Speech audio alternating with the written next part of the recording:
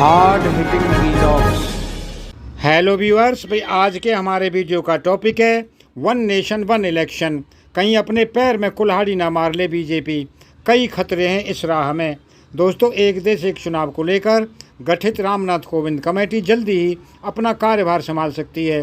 कानून मंत्रालय के वरिष्ठ अधिकारियों ने हाल ही में कामकाज के रोड मैप को लेकर कोविंद से चर्चा की है। आरजेडी सांसद मनोज झा का कहना है कि वन नेशन वन इलेक्शन पर सरकारी मसौदा तैयार है, बस उस पर मोहर लगाने के लिए कमेटी बनाई गई है। कांग्रेस सांसद राहुल गांधी ने वन नेशन वन इलेक्शन के प्रस्ताव को संविधान की मूल संरचना पर हमला बताया था।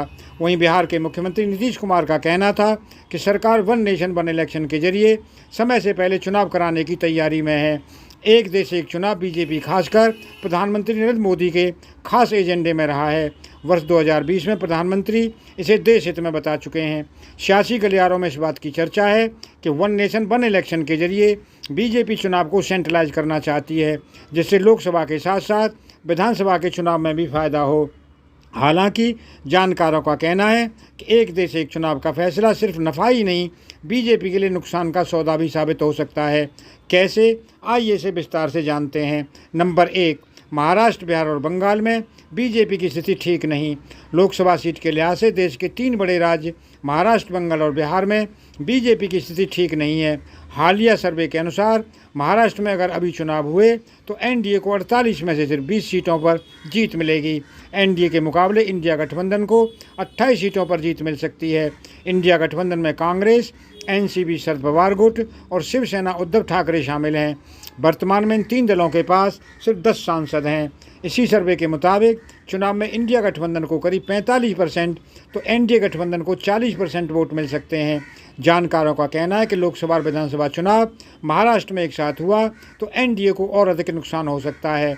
2022 कथित ऑपरेशन लोटस की वजह से उद्धव की सरकार गिर गई थी।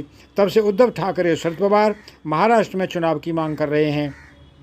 दोस्तों, इसी तरह बिहार में भी एनडीए की स्थिति काफ़ी कमज़ोर है। सर्वे की माने तो बिहार की 40 में से इंडिया गठबंधन के खाते में 26 और एनडीए के खाते में 14 सीटें जा रही हैं।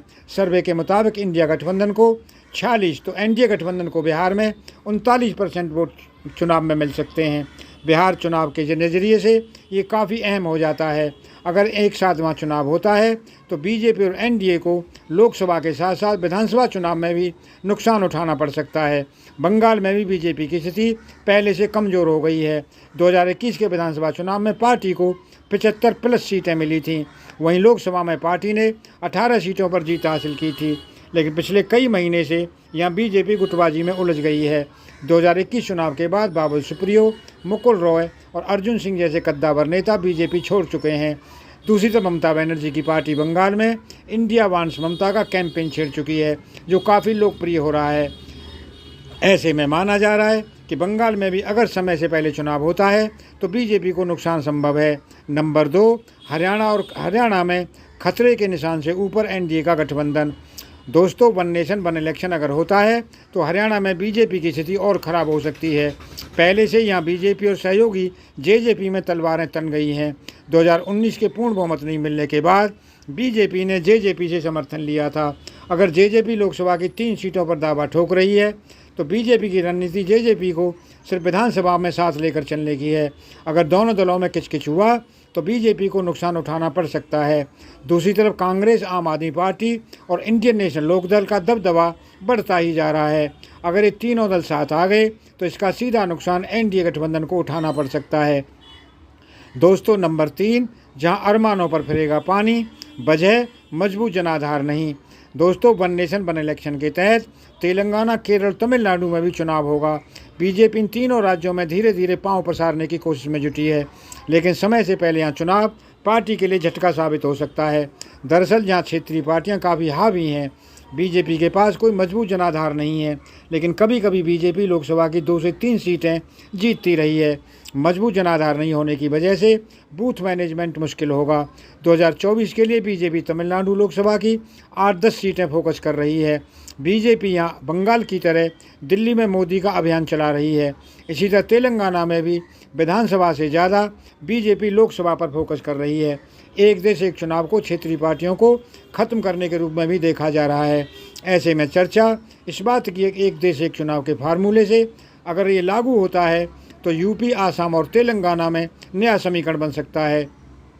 यूपी में संविधान से छेड़छाड़ के मुद्दे पर बीएसपी भी इंडिया गठबंधन में आ सकती है।